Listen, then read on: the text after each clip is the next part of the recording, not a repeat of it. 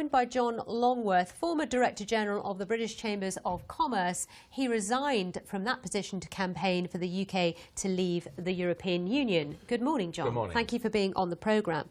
So I would imagine you are excited about this process and it formally beginning. Something the Prime Minister was at pains to say late yesterday was she is looking to broker a deal that will benefit all. High hopes. What are you hoping the outcome will be? Well, benefiting all, of course, means doing what's best for Britain. And actually, we're very fortunate that the real benefits of Brexit, of which there are many, can be crystallised entirely by the UK government, entirely independently of the European Union, and actually independently of the single market and the customs union. In fact, we have to leave those two institutions in order to get the benefits of Brexit. So whatever happens in the next 2 years, Britain can make itself the best place in the world to do business, which will boost the economy, which will solve a lot of the problems that we have, deficit problems, and of course the balance of employment will improve.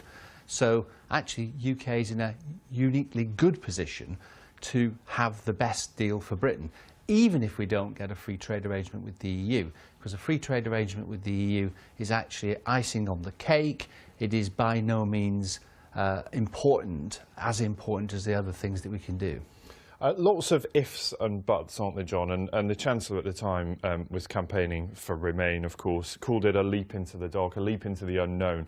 And it really is, isn't it? Because it's never been done before. This is unprecedented. We don't know how it's going to turn out. Well, we don't know what will happen in the negotiations and how we will fare in those. The main part of the negotiations is really administrative. It's around sorting out the administrative arrangements between the UK and the EU, for example, customs union, border control and so on. That's really very, very technical and a process that we can readily go through. The rest of it actually is very much known, because if it's in our gift to actually crystallise those real benefits, removal of the CAP, repatriation of our net contribution, fisheries, removal of tariffs, all deregulation, all the things that will boost the economy, those are in our gift. So actually, it isn't a leap into the unknown in that sense, because we can do the things that we want to do.